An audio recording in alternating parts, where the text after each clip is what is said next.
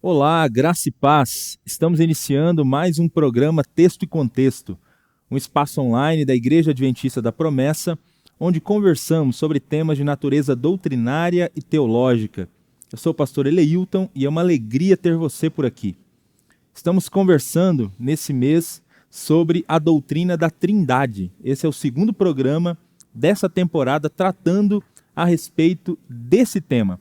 Queria desafiar você, nesse início de programa, a compartilhar o link do programa Texto e Contexto. Aproveita esse momento inicial agora e compartilha com seus amigos, familiares, para que mais pessoas sejam alcançadas com esse conteúdo, sejam abençoadas com o conteúdo do programa Texto e Contexto.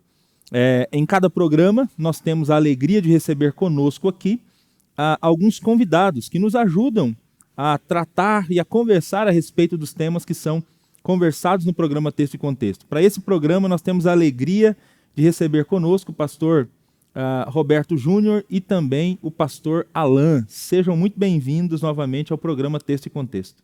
Obrigado, pastor Eleilton, pastor Alan. Satisfação poder dividir essa bancada, essa mesa, essa conversa com vocês. Estive aqui numa outra ocasião, muito feliz poder tratar sobre um assunto que a gente gosta muito, Trindade e História, misturou os dois. Né? Então a gente fica muito feliz, agradeço Amém. o convite e desde já espero colaborar de alguma forma. Amém. Paz do Senhor, pastor Júnior, pastor Leilton, eu mais uma vez aqui, feliz de poder estar participando dessa conversa. Quando eu vi o tema, que fala sobre história, fala de teologia, a gente conhece um pouquinho mais de teologia. História, ainda bem que o Júnior está aqui. Vamos lá, vamos conversar. É isso aí. Na história a gente só surfa, né, Alan? Sim. Deixa o pastor Júnior mergulhar. Mas é isso. Nós começamos a conversar semana passada sobre a doutrina da Trindade. E nós falamos aqui sobre a base bíblica dessa doutrina. Então essa foi a proposta do primeiro programa, né, o programa da semana passada. Olhamos o que o Antigo Testamento fala, o Novo Testamento, e fundamentamos as principais afirmações a respeito da doutrina da Trindade. E aí nós já dissemos lá na semana passada que a proposta do programa de hoje seria dar uma olhada em como esse tema foi tratado ao longo da história da igreja. Então isso é muito importante, né? Porque nós até comentamos também na semana passada que um dos problemas de movimentos sectários é que eles não abraçam, não aceitam a doutrina da Trindade. Eles sempre têm algum problema com alguma pessoa da Trindade, que é o que o cristianismo histórico defende. E às vezes esses movimentos eles acusam duramente o cristianismo, né, por defender uma doutrina que não é bíblica e tal. Então, olhando para a história do cristianismo de maneira geral, né, será que essa doutrina ela foi forjada mesmo, inventada, ou a gente sempre teve, né, a doutrina da Trindade? A proposta desse programa é a gente pensar exatamente isso. Legal. E entender que essa doutrina sempre esteve presente, sempre foi um postulado cristão, exatamente porque, como vimos na semana passada, é uma questão bíblica, né, está na palavra de Deus. Mas assim, antes de mais nada, pastor Alan, só para a gente relembrar o conceito de Trindade presente na Escritura, que foi o tema do último estudo, relembra para a gente esse conceito, né, o conceito de Trindade, que depois é o conceito que a gente quer enxergar, né, essa discussão na história. Vamos lá, vocês me ajudam aqui também. Trindade, ou trinitas no latim, né? Tem a ideia de três em unidade, ou estado de ser três, né? É um termo que não aparece na Bíblia, né? Não está essa palavra na Bíblia, mas que foi cunhado, que foi um termo que foi pensado pelos pensadores, pelos teólogos da igreja, exatamente para demonstrar uma ideia, um conceito que é vastamente descrito em todas as escrituras. E que ideia é essa, ou que verdade é essa? De que Deus é um ser trino, né, que embora tenha uma mesma essência, é um, né, em essência, mas coexiste em três pessoas. Né? Então ele é um em essência, mas ele é também três pessoas, Pai, Filho e Espírito Santo. Esse é um ponto importante, né, na fé cristã, né, e que, de fato, é interessante o que o pastor Eleilton comentou, que os grupos sectários geralmente têm dificuldade com isso. Ou seja, de fato, para a fé cristã, esse é um ponto inegociável, né? A doutrina da Trindade, né? Que tem a ver com você compreender o seja de Deus, né? Como que Deus, quem é Deus, como Ele é. E esse estudo bíblico nos ajuda a compreender essa questão. Sobre a Trindade, a gente precisa definir algumas coisas assim também do que não é a Trindade. Nós não cremos que a Trindade seja 3 deuses, né? Que individualmente o Pai, o Filho e o Espírito Santo sejam três seres, deuses que estão em 3 tronos lá no céu, né? Então eles não são 3 deuses, mas como declara as Escrituras, lá o Shema, Deuteronômio capítulo 6, versículo 4, que declara há um único Senhor, um único Deus, né? Que é o nosso Senhor. Então existe só um Deus, né? Só que a gente tem que compreender isso para que a gente não tenha confusão de que não são 3 deuses, mas um único Deus. É isso que defende a doutrina da Trindade ou da Triunidade.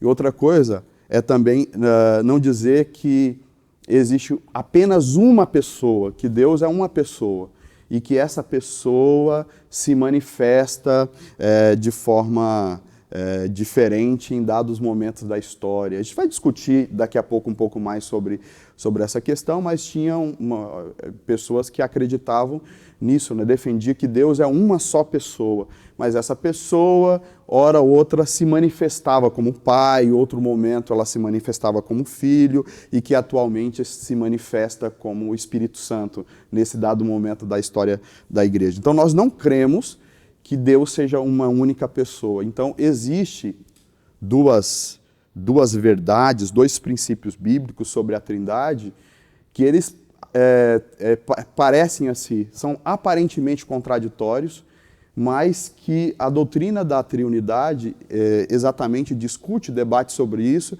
e tenta unir esses 2 termos, né? Esses dois princípios. Que princípios são esses? De que há um só Deus. Um só Deus. Isso a Bíblia toda, não existe 3 deuses, há um só Deus. E o segundo princípio sobre a Trindade, sobre Deus, é que esse único Deus existe por toda a eternidade em 3 pessoas, Pai, Filho e Espírito Santo. Quando você estuda a Bíblia, você vai verificar isso, né? E aí você percebe que a Bíblia claramente defende que Jesus Cristo é Deus, assim como claramente defende que o Pai é Deus e que claramente defende que o Espírito Santo é Deus, dando a eles os atributos de Deus, né? O Pai é onipresente, onipotente, onisciente. Cristo, da mesma forma, Jesus Cristo é onipotente, onisciente, onipresente. Os atributos incomunicáveis, né? Sim. E da mesma forma o Espírito Santo, isso. Ele é onipresente, ele é onisciente. Foi bem debatido isso na semana passada, só tentando recapitular aqui, né? E o conceito de que, ao mesmo tempo, eles são um em essência, ou seja, o Pai, o Filho e o Espírito Santo, individualmente, eles têm a mesma essência. Têm a mesma essência, são da mesma substância, isso. Eles são divinos e eles 3 formam um único Deus, né? Por outro lado, a Bíblia claramente, em diversos textos, mostram eles agindo em pessoas distintas. O Pai, o Filho, o Espírito Santo, de forma distintas, se mostram como pessoas, né? Quase que de forma separada, embora isso não seja possível, mas claramente você reconhece a pessoa do Filho, a pessoa do Pai, e claramente no Novo Testamento deixa isso para a gente claro, o próprio Espírito Santo como uma pessoa distinta. Então, basicamente, a doutrina da Trindade divina, desse um três em uma mesma essência, três em unidade. É isso que é declarado em toda a Escritura, né? É isso aí. Acho que é isso, né? Não, eu não sei se vocês gostariam de completar mais. Você comentando aí, eu lembrei de uma fala nossa aqui na semana passada, que a gente tentou resumir a doutrina da Trindade em 3 afirmações, né? Primeira, o ser de Deus, habita no ser de Deus uma pluralidade de pessoas. Segunda, cada pessoa é plenamente Deus. Sim. E a última, mas existe apenas um Deus. E aí na segunda afirmação, né, que cada pessoa é plenamente Deus, enquanto acho que foi o pastor Josias que fez a explicação dessa parte, aí ele terminou com uma frase assim: então as 3 pessoas são Deus. Aí na hora assim, gramaticalmente não está correto, mas nesse caso a teologia suplanta a gramática. É a licença poética, né? No caso, a licença teológica. No estudo sobre Deus em toda a Bíblia, sempre vemos um Deus plural, né? Deus é plural, é o Deus que fala façamos, é o Deus que fala... É o Elohim, né? Desçamos. É o Elohim, né? É um Deus que fala consigo mesmo no plural. Então não é errado, gramaticamente poderia ser, mas teologicamente não é. Tem uma licença teológica aí, né? É isso. Gostei, licença teológica. É porque tem licença poética, né? Então, licença teológica. É isso aí. Mas é isso. Resumimos então a doutrina da Trindade. É exatamente isso mesmo que a gente conversou aqui na última semana. Mas vamos então começar a dar uma olhada então nessa doutrina na história. E eu queria que o pastor Júnior comentasse para a gente, num primeiro momento, algumas heresias que surgiram na história sobre a Trindade. Se é verdade que os pais da igreja, tinha muito teólogo da igreja sério apresentando essa doutrina, sistematizando essa doutrina, né? É verdade também que não demorou muito tempo para começar a surgir também desvios dessa doutrina. Eu queria que o pastor Júnior comentasse um pouco para a gente acerca de algumas dessas heresias que surgiram. Legal. Se a gente for pegar assim, na minúcia ali, no detalhe, mas surgiu tanta heresia que a gente teria que fazer um programa de 10 horas, talvez, para pegar passo a passo disso aí, né? Mas a gente já tem evidências, porque assim, a questão da Trindade, se a gente pegar só os 4 primeiros concílios ecumênicos, por exemplo, né? Os 4 primeiros concílios ecumênicos, eles vão tratar acerca de Jesus exclusivamente. Sim. 2 sobre a humanidade e 2 sobre a divindade. Então você já tem um questionamento histórico sobre Trindade. Mas se a gente puxar um pouquinho para trás, eu quero pegar um gancho naquilo que o pastor Alan falou. O termo Trindade não é um termo bíblico, embora o conceito seja, né? Quem cunhou essa ideia de Trinitas do latim foi Tertuliano de Cartago.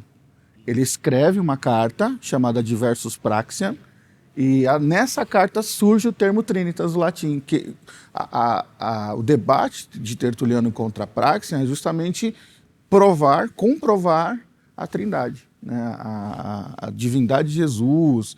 Havia um questionamento sobre se acreditar na Trindade gerava ali uma certa idolatria, havia uma preocupação. E se a gente for conceituando assim, né, mais, a gente vai encontrar, talvez o primeiro questionamento de fato que vem à tona seja o de Sabélio, né?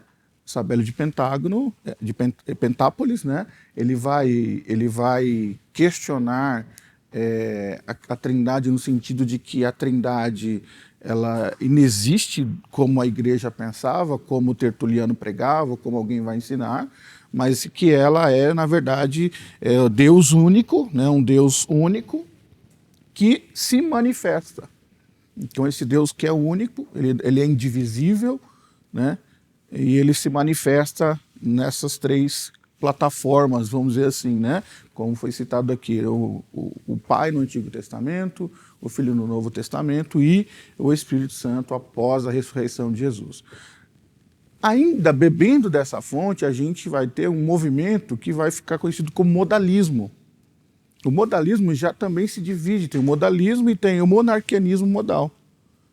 E aí você tem uma turma, né, Paulo de Samosata, que vai encabeçar esse movimento, esse movimento modalista, que vai basicamente reproduzir o conceito de Sabélio, onde Deus ele é o mesmo, mas ele se manifesta em modo de pai, daí vem o termo modalismo, em modo de filho e em modo de Espírito Santo.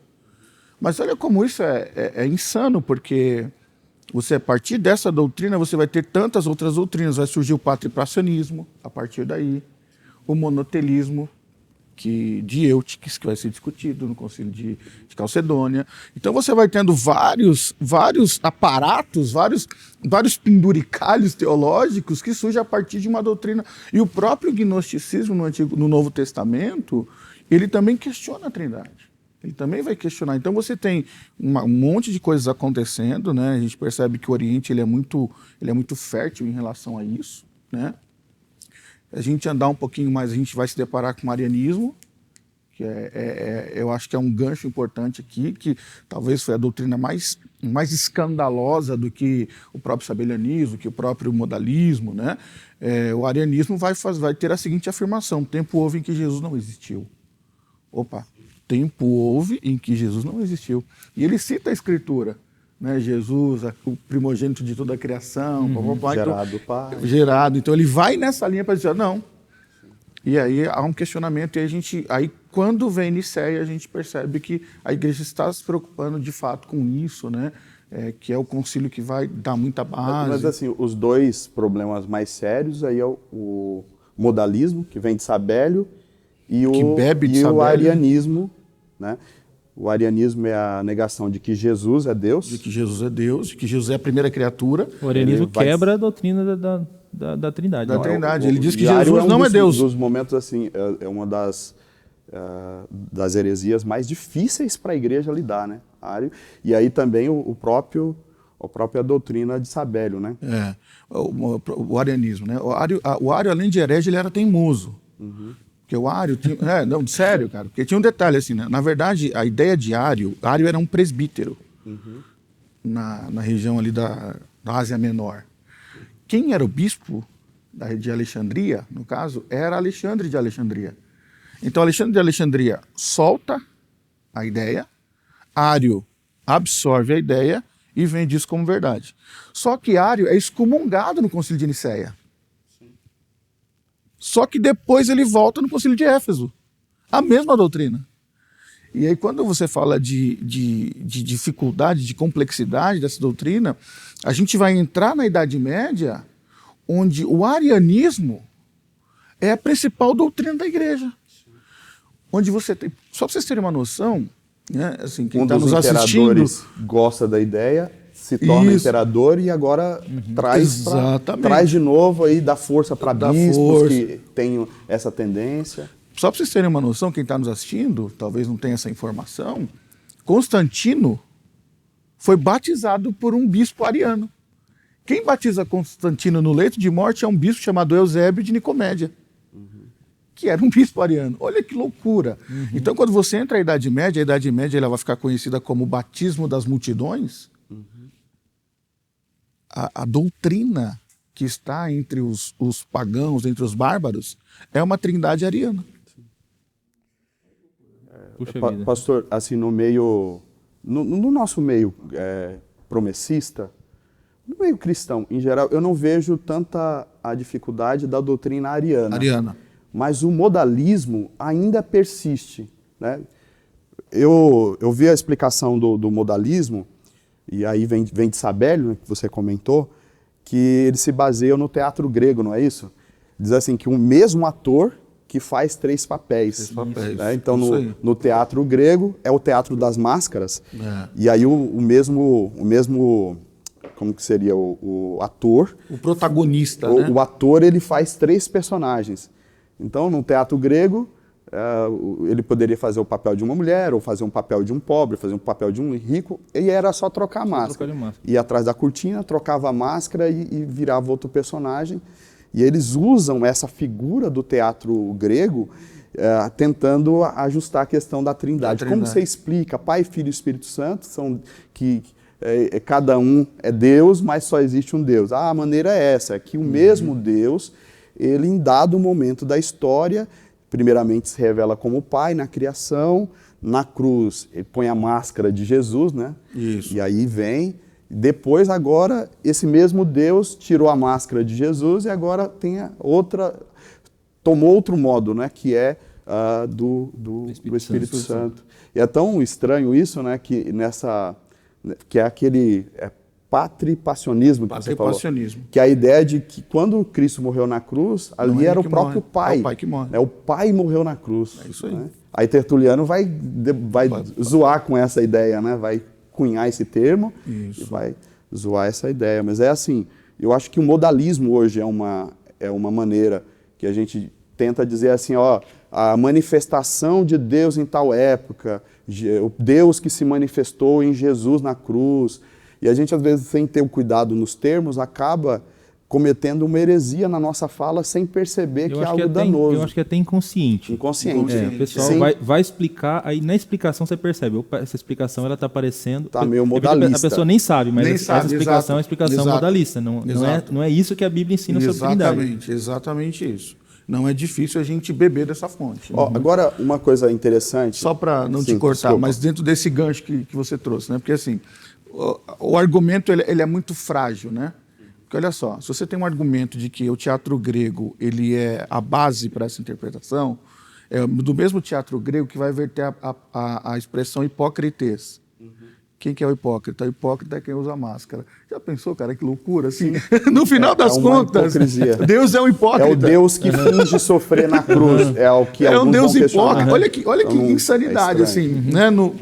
Na conclusão Mas faz da coisa, pastor. Né? Na conclusão da coisa, né? Alguns que vão discutir e bater contra o modalismo vai dizer exatamente isso. Então, o que era na cruz? Era um fingimento? O que era aquilo? Né? Era um teatro? Né? E alguns modalistas, rebatendo esse questionamento, eles vão dizer que não, que quem morre na cruz não é Jesus, é Simão Cirineu, que Jesus transformou em Jesus. É um abismo que chama outro. É uma loucura isso. A justificativa fica pior. Né? Agora, o que eu queria dizer assim, na questão da construção histórica dessa teologia, né? E aí o pastor que é da área da história, pode ajudar a gente até mais nessa questão. Mas eu percebo assim, que a igreja primitiva, e Tertuliano está lá no início, e os pais da igreja, você vê citação em escritos antigos da igreja, que parecia que para eles era tranquilo falar da Trindade, entender como o Pai, o Filho e o Espírito Santo, Deus, né? Para eles era tranquilo aquilo, até que começaram a surgir os hereges, e questionar isso. E eles precisaram, então, ter que formalizar esse conceito. E aqui, em defesa de Ário, né? Em defesa de Ário, se é possível defender Ário de alguma forma, é que aquele período é um período em que a igreja está bebendo muito da fonte da filosofia grega. Né? Você vê Clemente de Alexandria, vai criar a escola de Alexandria e vai incluir a filosofia grega como uma maneira de ler a teologia, de ler a Bíblia, como uma maneira racional de compreender a vida. Eles vão dizer que Moisés e Platão tinham a mesma forma. Eles chamam de logos espermáticos. Isso que era... Então, essa é a questão. Aí, a filosofia grega, que traz para a racionalidade, traz uma lógica humana para a explicação de tudo. E aí, por exemplo, Ário se vê diante daqueles dois princípios que nós falamos aqui. Há um só Deus, mas por outro lado tem 3 pessoas. Como que você explica isso? E isso matematicamente, racionalmente, logicamente... é impossível. Racionalmente é impossível você explicar isso pela razão humana.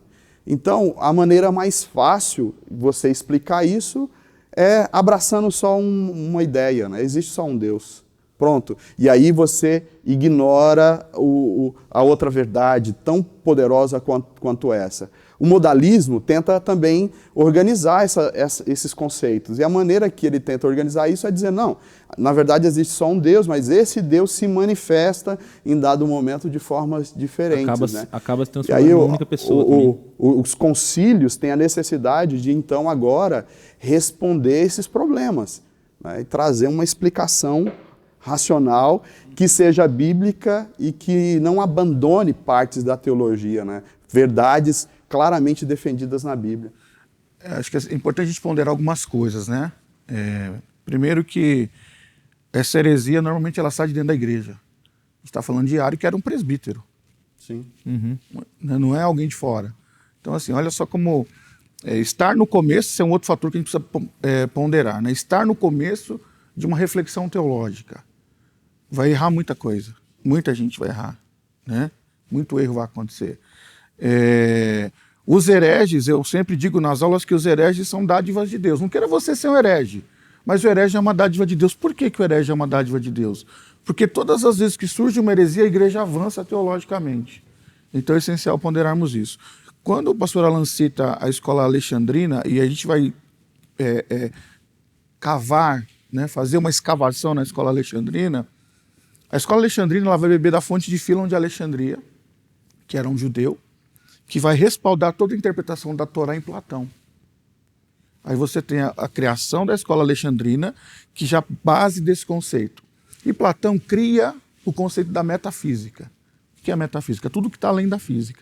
Então Platão, nos principais diálogos de Platão, ele vai ter uma valorização do que é extrafísico, do que está além do físico. E a escola alexandrina ela vai beber dessa fonte diretamente. Com Orígenes, com Clemente, Atanásio. Tanto que essa galera, quando precisa fazer uma defesa da espiritualidade de Cristo, da natureza espiritual de Cristo, quem melhor defende? Essa turma de Alexandria.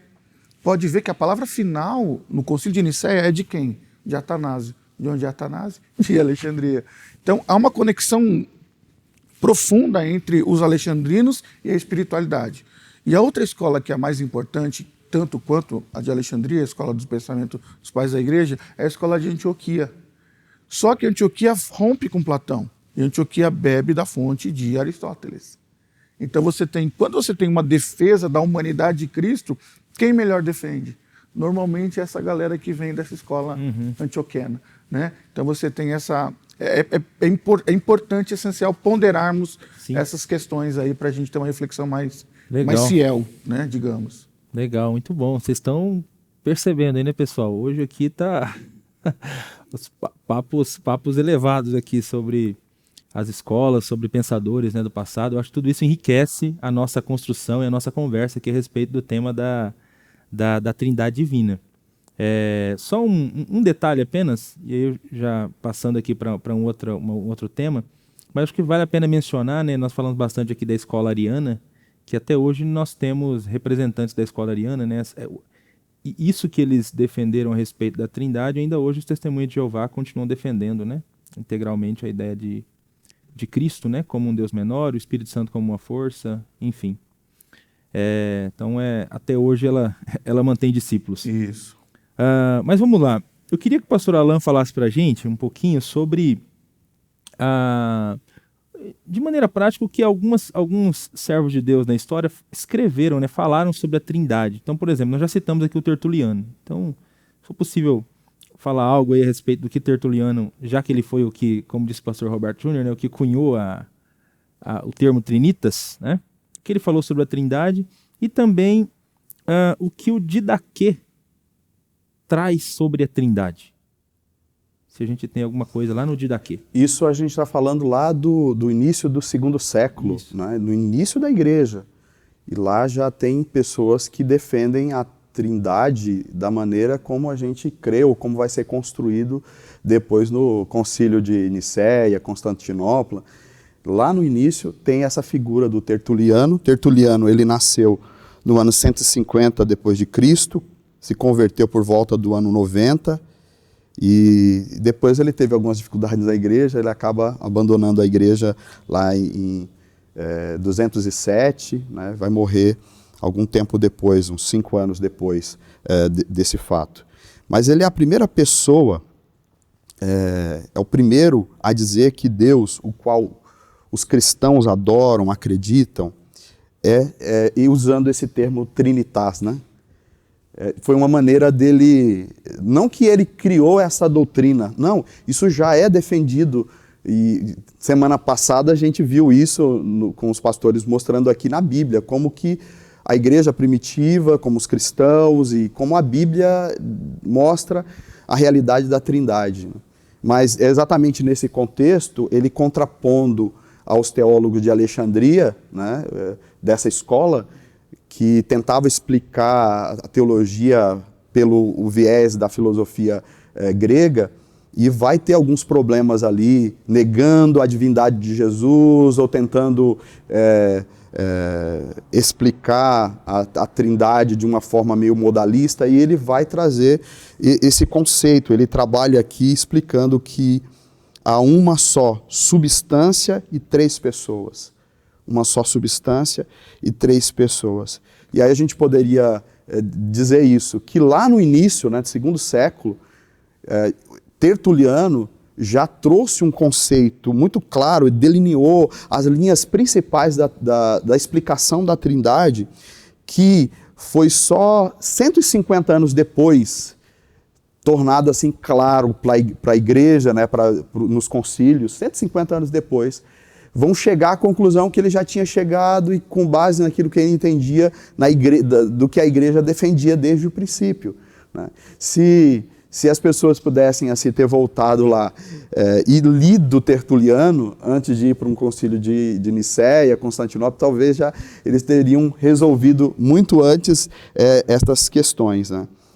Outra coisa, o outro texto que você pede é sobre o Didaquê. Didaquê é um escrito antigo da igreja,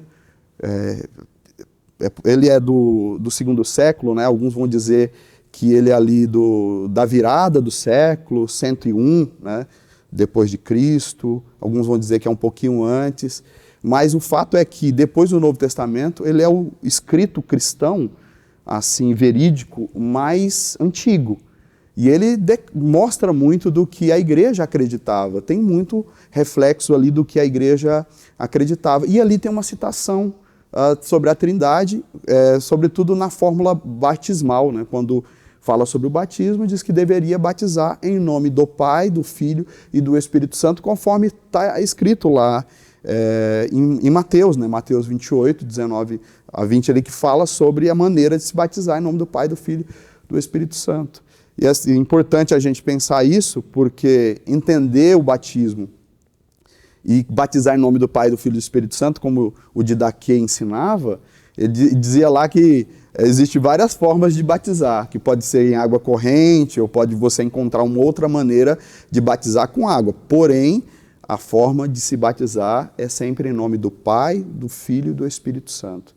Isso faz a gente lembrar o fato de que existe a participação da Trindade, né? Existe a ação da Trindade, essa ação trinitária na nossa salvação. O batismo é um símbolo disso, uma representação disso.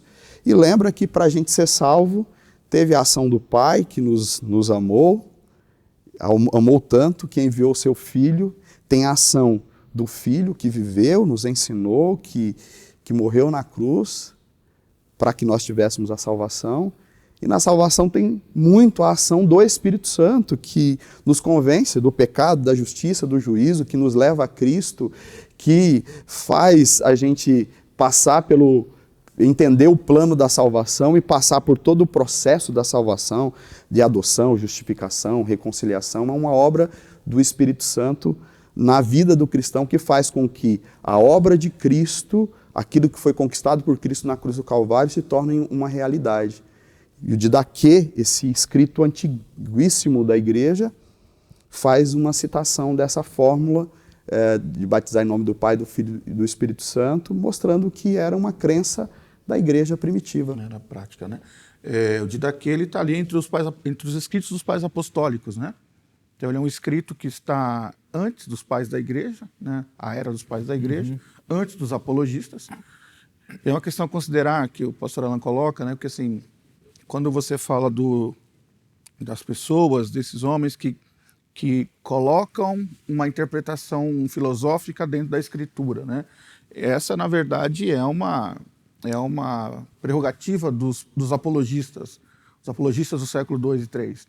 Então, eles estão dialogando com os sábios, né? Eles estão dialogando com os intelectuais, eles estão dialogando com os filósofos. E qual é o objetivo deles, então? Dizer assim, olha, preste bem atenção, a Bíblia, ela também é para intelectuais. Porque se você for buscar na história, os cristãos, eles eram perseguidos e tidos como gente indouta, gente ignorante, gente sem nenhum conhecimento. E aí os intelectuais, né, começam a fazer essas críticas. Essa crítica é muito forte em Marco Aurélio, imperador romano, início do século II. Então, no meio do século II, surgem os apologistas.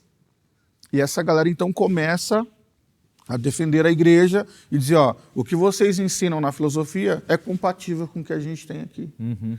E aí, nessa tentativa de pregar o evangelho, é onde eles acabam cometendo alguns deslizes, né? Isso aí. É basicamente isso aí. Mas muito legal. Eu gosto dessa ideia que o Didaquê, você comentou, né, a respeito da questão da fórmula trinitária no batismo, porque o batismo, de alguma maneira, é a porta de entrada de uma pessoa para a igreja. É a profissão pública de fé. É óbvio que a salvação já aconteceu antes. Uhum. Sim. A regeneração, em tese, quem é batizado já foi regenerado, já foi justificado, já é um salvo. Mas, publicamente, a cerimônia que marca esse ingresso é o batismo. E nessa cerimônia pública, há uma menção sobre a Trindade. Então, eu acho isso muito, muito belo, né? A pessoa que está se declarando ali que ela se tornou um cristão, ela está dizendo que ela entrou numa relação com o Pai, com o Filho e com o Espírito. Então, a fé cristã, sim, o cristianismo histórico, a Trindade é muito importante mesmo. É importantíssimo. Eleuton, dentro da sua fala, acho que a gente consegue tentar dimensionar um pouquinho mais o que era o Didaquê, o que o Didaquê representava, né? O pastor Alan trouxe essa ideia. O Didaquê, ele era muito conhecido, era um livro extremamente respeitado no Oriente, e o Didaquê, ele quase foi canonizado. Olha só, ele era tão lido, tão respeitado nas comunidades, que ele quase foi canonizado. Então, quando começa o processo de canonização, de organização dos livros do Novo Testamento, o Didaquê é tido como esse texto legítimo, né? Alguns requisitos ele tinha, né? Tinha. Tipo, catolicidade, né? De Isso, ser universalmente conhecido. Ele era legítimo. Se a gente pudesse dar uma comparação hoje, seria o Fé que Professamos, que a gente usa, ou Doutrinal. Seria um livro assim que resume alguns princípios de fé importantes. Que está sempre junto ali, né? Por aquele primeiro grupo ali. E está sempre junto. Só que quando o Concílio de Nicéia, de novo o Concílio de Nicéia, né? O Concílio de Nicéia tinha duas pautas bombásticas. Uma era justamente essa do Novo Testamento, a canonização do Novo Testamento, que já tinha Marcião lá fazendo um alvoroço na igreja, e o arianismo. Então, quando começa-se a organização, Atanásio de Alexandria, de novo, né, que é uma das mais ativas do Concílio de Nicéia, Atanásio vai dizer assim, não, existem livros bíblicos e existem livros eclesiásticos.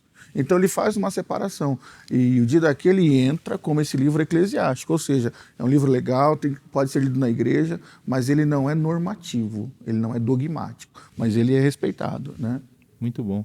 Já que você começou a falar do Concílio de Nicéia e do Atanásio, comenta um pouco para a gente que tipo de resolução relacionada à Trindade o Concílio de Nicéia chegou e qual a contribuição do próprio Atanásio também nesse entendimento, né? O que o Atanásio falou a respeito da Trindade. Pastor Lito, até seria interessante ele comentar o que é o Concílio de Nicéia, né? O que a gente fala como o Concílio de Nicéia fosse algo que todo mundo que está ouvindo fosse Assembleia Geral. Concílio de Nicéia é Assembleia Geral. Como se fosse a Assembleia Geral da igreja, é isso aí. Bom, vamos lá então. Pegando aqui do princípio, né? Então, o Concílio de Nicéia, ele foi um dos primeiros concílios ecumênicos da igreja, tido como um dos maiores concílios ecumênicos. Uma convocação de teólogos, de bispos, para explicar, não é? Para isso, debater assuntos relativos à Bíblia, né? À fé cristã. O Concílio de Nicéia, por coincidência, contou com 318 bispos, por coincidência. O Concílio de Nicéia, ele, na verdade, se a gente pensar do ponto de vista teológico, ele não era para acontecer em Nicéia, porque Nicéia não era uma cidade de importância teológica. Talvez Alexandria fosse mais importante, Roma, mas Nicéia não. Mas por que foi Nicéia o Concílio de Nicéia? Que é uma pergunta que pouco a gente faz, né? Porque o Concílio de Nicéia, ele é totalmente bancado pelo Constantino. Constantino, imperador, ele percebe a controvérsia, ele tem gente que está falando, olha, tem que resolver esse problema, ele convoca o concílio, né? A igreja convoca o concílio, o Constantino dá abertura no concílio, então tudo começa, você percebe que assim, é um concílio que tinha tudo para dar errado, porque nenhuma prerrogativa ali é bíblica. Você tem um imperador, que é um cara que está, né, governando, que tem na mão o poder temporal, e a igreja é o poder atemporal. Né? Então, começa tudo errado, mas aí, no final das contas, a coisa vai se organizando. Né? Só para a gente entrar um pouquinho mais, no Concílio de Nicéia tinha 3 teses sobre Jesus Cristo. Né? Primeira tese de Ário, tempo houve que Jesus não existiu. A segunda tese, Jesus tem uma natureza semelhante à do Pai. Isso é uma casca de banana. E a terceira tese Jesus é homoúcio com o Pai. Ou seja, Jesus tem a mesma natureza do Pai. Né? Natureza idêntica. Então, quando você tira essa primeira tese, sobra tempo houve que Jesus não existiu, Jesus é de natureza heteroúcia, ou seja, uma natureza diferente do Pai, e Jesus tem uma natureza semelhante à do Pai. Qual que é a diferença dessas duas? No final das contas, você não tem diferença nenhuma. É a mesma coisa. Mesma coisa. Você está dizendo a mesma coisa de forma diferente. Tem uma natureza parecida, não igual. Não é igual. Se é parecida, não é igual. Então. Não é igual. Então, essas duas teses são duas teses que são derrubadas. E Atanásio, e aí você vai ter o credo apostólico, que é a gente falou da Didaquê, mas o credo apostólico ele é tão importante quanto. Porque é uma confissão pública, crês em Deus Pai Todo-Poderoso, crês em Jesus Cristo, que nasceu de mulher, que nasceu de Maria e tal. Atanásio vai dizer, não, ele não é semelhante, ele é homoúcio. Então ele tem a mesma natureza, a mesma essência do Pai. Ele é Deus verdadeiro, de verdadeiro Deus. Ele é consubstancial com o Pai, ele comunga da mesma natureza do Pai, ele é como o Pai. Tanto que a fórmula trinitária de Nicéia, né, a gente estava até discutindo isso antes de começar o programa, uma ússia e 3 hipostases. O que é isso? Né? Em vez de simplificar, você complicou ainda mais o negócio. Né? Mas do ponto de vista da tradução da coisa, é assim, olha, é uma natureza. Simplifica porque tem alguém fazendo interpretação. É a mesma natureza. Né? É a mesma natureza, é a mesma essência. Só que aquilo que o pastor Alano estava citando, como que essa trindade age até na salvação humana, né? A gente chama de um conceito de trindade econômica, né? Como a trindade interage com a salvação humana. Então, cada um tem a sua função nisso. Né? Acho que essa é a ideia. Assim, ela é extremamente técnica, ela é extremamente teológica, mas essa é a conclusão. Né? E aí a forma prática de expressar isso é dizer assim, olha, ele é Deus verdadeiro de verdadeiro Deus. Muito bom. Então, assim, o Concílio de Nicéia, com Atanásio sendo um dos personagens preponderantes, significativos.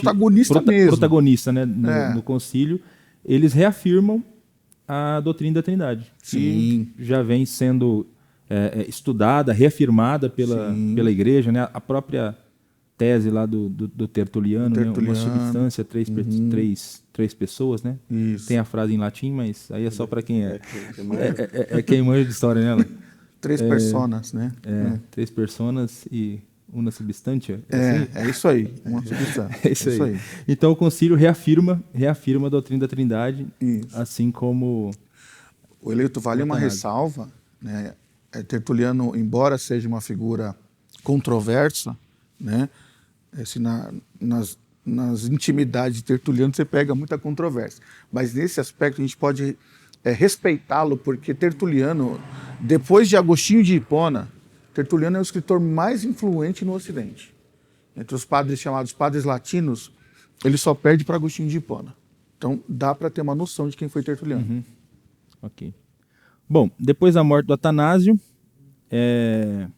a doutrina da Trindade continua sendo desenvolvida e a gente tem a impressão que os pais capadócios foram significativos, né, no desenvolvimento dessa doutrina. Eu queria que o pastor Alan comentasse um pouquinho sobre eles e também sobre a resolução de um outro concílio a respeito da Trindade, que é o Concílio de Constantinopla. Então, se puder comentar também um pouco a respeito dessa questão. Sim. Historicamente, aí eu não conseguiria aqui dizer quem foi, mas nesse período entre um concílio e o outro, um imperador, que é ariano, começa a dar, de novo, ressuscita essa linha, esse pensamento, e começa a trazer muitos problemas no seio da igreja, e houve a necessidade de convocar um novo concílio, né? Se não me falha a memória, é Juliano. Tem a necessidade de convocar uma nova Câmara Teológica, né, para debater o assunto e chegar a uma conclusão. A Câmara Teológica estou brincando aqui, mas é a casa, né, onde os promessistas se reúnem também para estudar suas doutrinas, né?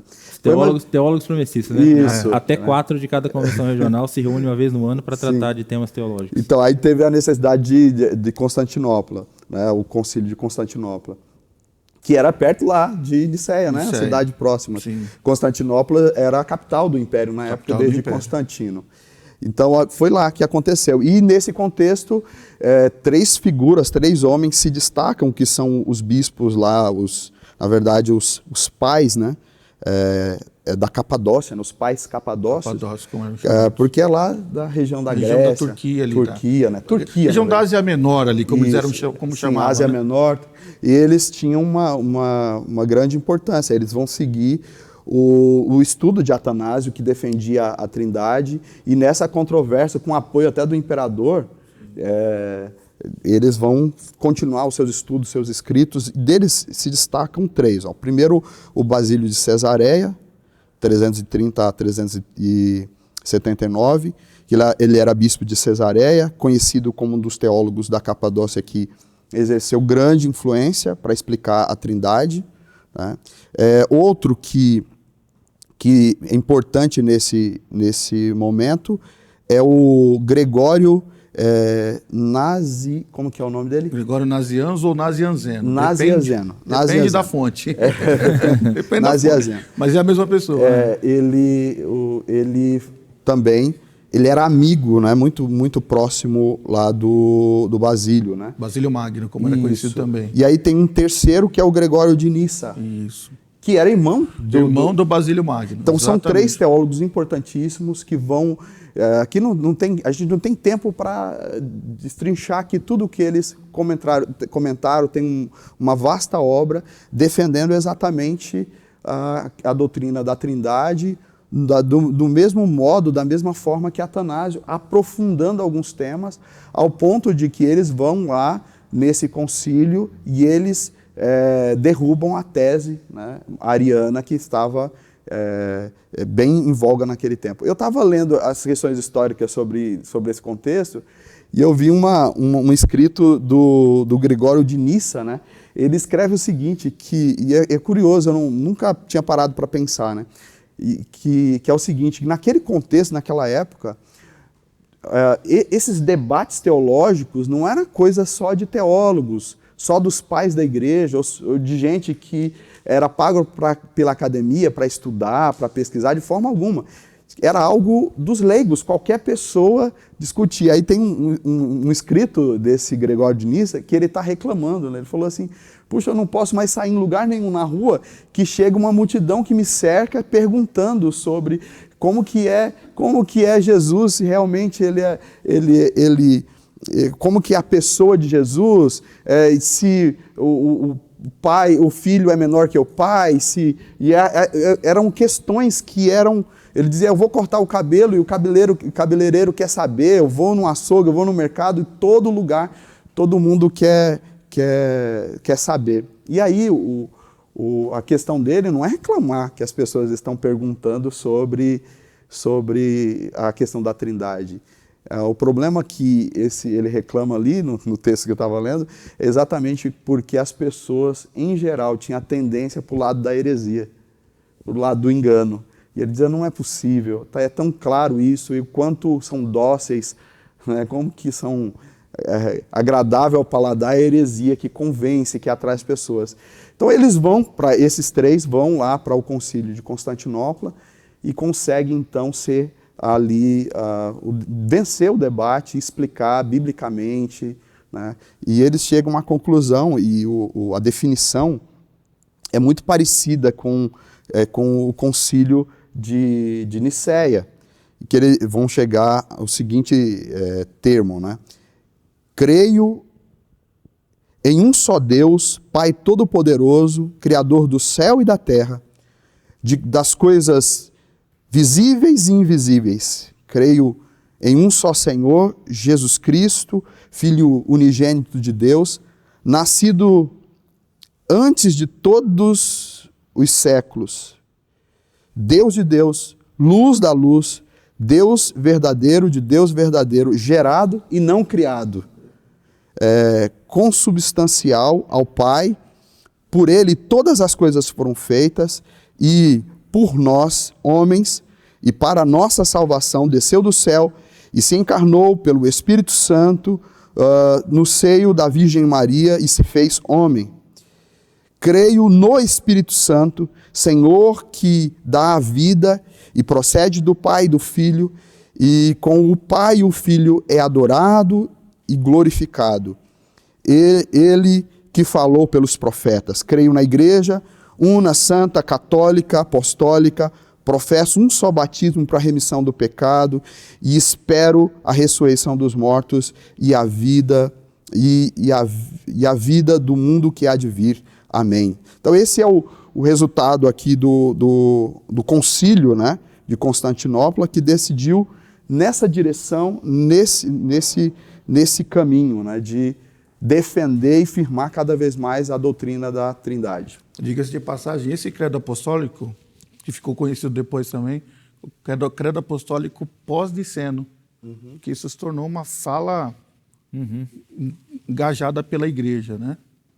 Muito bom. Então, correndo a história, nós temos novamente reafirmada a ideia da doutrina da Trindade. Gente, a nossa conversa está muito boa, mas o tempo vai passando, né? Rapaz, a gente vai conversando. Mas é isso, conversar sobre a palavra de Deus é muito bom.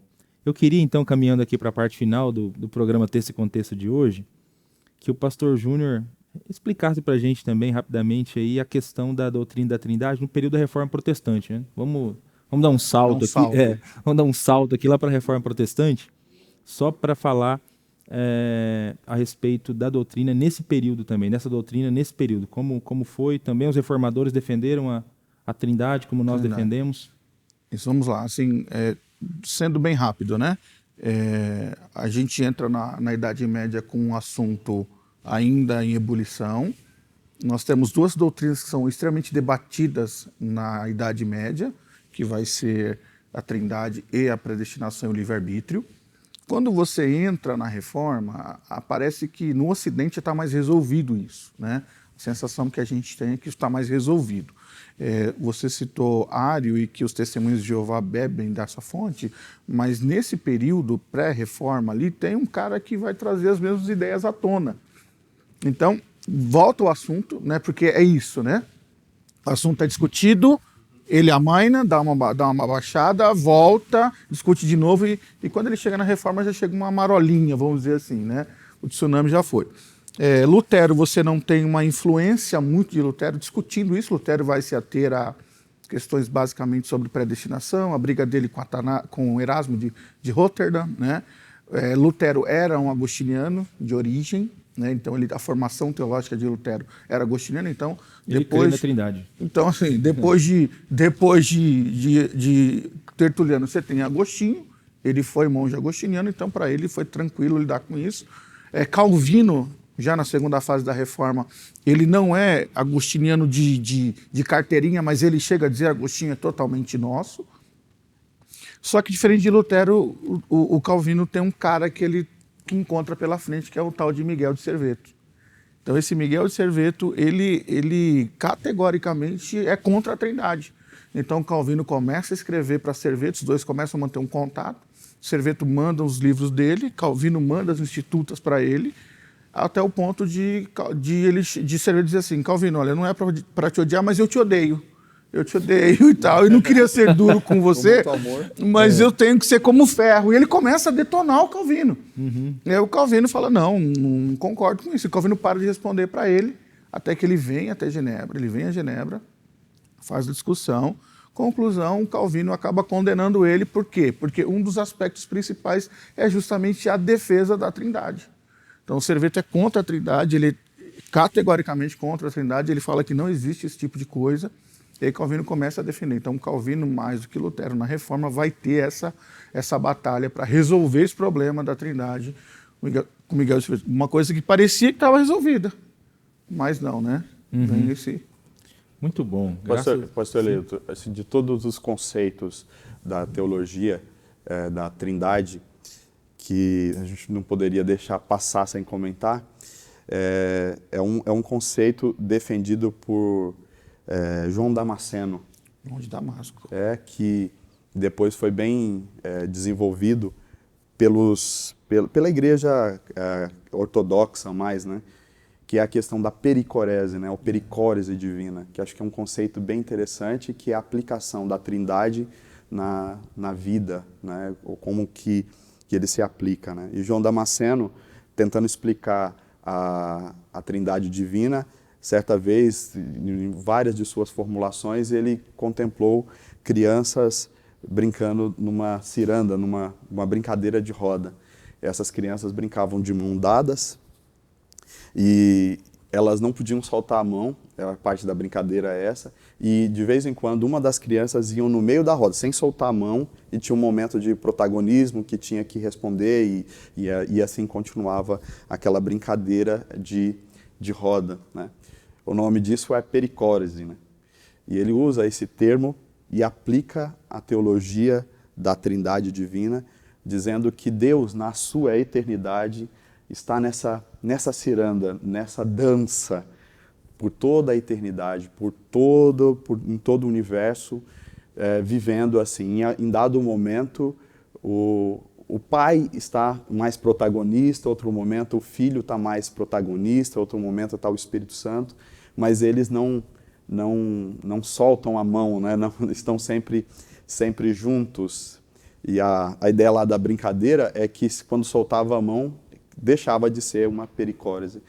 E ele usava esse termo para dizer assim, exatamente que existe uma interdependência e uma inter-relação entre o Pai e o Filho e o Espírito Santo. O Pai não é sem o Filho não é filho sem o Pai, que da mesma forma não o é sem o Espírito Santo. Eles coexistem. Se um deles deixasse de existir, se fosse possível, os demais deixariam, né? As outras pessoas deixariam de existir.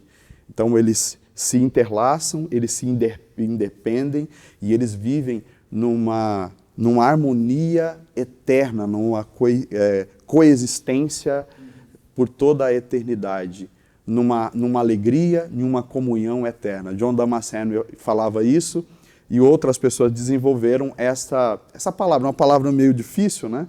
Que é pericorese, mas que tem um sentido muito importante, né? Porque a explicação dessa ideia, falando sobre a Trindade, é também para dizer que esse Deus que está nesse movimento por toda a eternidade, em um dado instante, resolveu convidar os seres humanos para fazer parte dessa comunhão, né? Que é a oração de Jesus, né? Quando ele diz, Pai, eu sou um em ti, tu és um em mim, e que eles também desfrute dessa comunhão. Nós somos convidados para conhecer a Trindade, para conhecer Deus nessa doutrina, e somos convidados para participar com Ele dessa comunhão eterna, maravilhosa, essa comunhão pela eternidade. Eu acho que vale a pena se a gente ressaltar o aspecto prático disso para a igreja, né? Porque assim, se a Trindade vive em comunhão, se é a plena comunhão, a igreja ela precisa entender isso. Ela precisa viver isso também, né? Então a igreja precisa ter absorver, nossa, a Trindade, os três eles vivem em comunhão. Eu acho que esse termo, ele é o termo mais prático para a igreja, onde você consegue aplicar ele na igreja. Então, assim como eles, os três, são e vivem em comunhão, nós também temos o dever de viver em comunhão enquanto igreja. É extremamente aplicável Sim. isso, né? Até porque a unidade dimensionada a Deus é aplicada também à humanidade. A humanidade. Os seres humanos foram criados em mais semelhança de Deus para também, em unidade, revelar Refletir o Deus, isso, né? refletir Deus. E da mesma forma a igreja foi convidada, foi chamada para ser unida. E assim como eu e o Pai somos um, disse Jesus, que eles também sejam um. Para que o mundo Reconheça. Que o Senhor Então, quando enviou. a igreja busca viver essa unidade à semelhança do Pai, Filho e Espírito Santo, ela revela verdadeiramente a face de Cristo e é testemunho para o mundo, né? Amém. Amém. Pastor Alan, dá uma palavra final para para aqueles que nos acompanharam até aqui. E na sequência, Pastor Júnior, ore. Estamos chegando ao final do nosso programa. Pastor, eu queria aqui só, talvez, ajudar os irmãos que estão em casa num aprofundamento nesse estudo. É muito desafiador, né, pastor, falar de vários anos, séculos de debates teológicos aqui rapidamente. Não tem como, mas se você quiser conhecer um pouco mais, eu indicaria esse livro aqui, ó, do Roger Walson, A História da Teologia Cristã.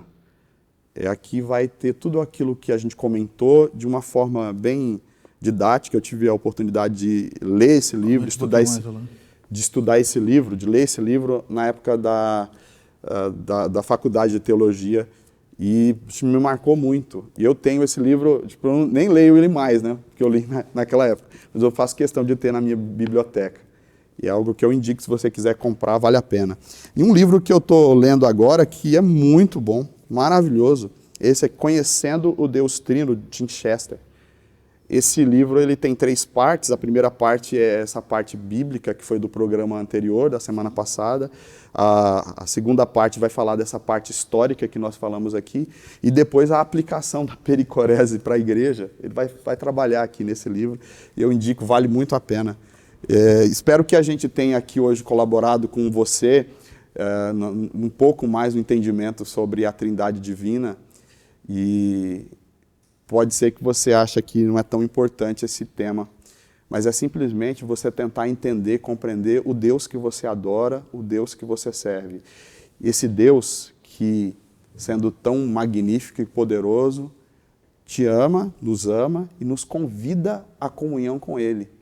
E essa comunhão com Ele tem a ver com conhecer o ser dEle, andar com Ele e buscar ser semelhante a Ele. Então, esse estudo que nós estamos fazendo aqui, ou esta série de programas que nós estamos fazendo, te ajudar, tem o propósito de te ajudar a compreender o Deus que você adora, para que de fato você possa adorá-lo em espírito e em verdade, seu desejo do nosso coração para a sua vida, no nome de Jesus. Amém. Muito obrigado, Senhor. Nossa gratidão a Ti por este momento em que passamos, por esse período de conversa, de debate, de compreensão, de iluminação, Senhor, para a nossa vida. Eu oro pela vida do pastor Eleilton, pastor Alan, toda a equipe envolvida nesse programa, nesse processo, todos aqueles que fazem com que esse programa aconteça. E vocês que estão nos ouvindo. Senhor, abençoa cada um, ó Deus, cada pessoa que está assistindo, que tem acompanhado, que este programa tenha sido de edificação para cada um deles.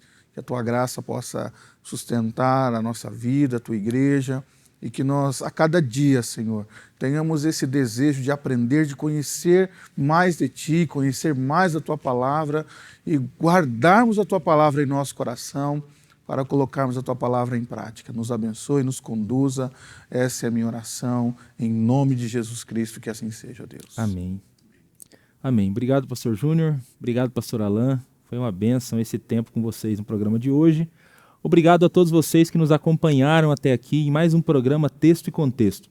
A próxima semana continuaremos falando a respeito desse tema e vamos conversar aqui sobre alguns textos polêmicos que nós temos na Escritura Sagrada, que alguns utilizam para tentar desfazer a doutrina da Trindade. Nós esperamos você para o nosso próximo programa, na próxima semana. Que Deus lhe abençoe e até lá.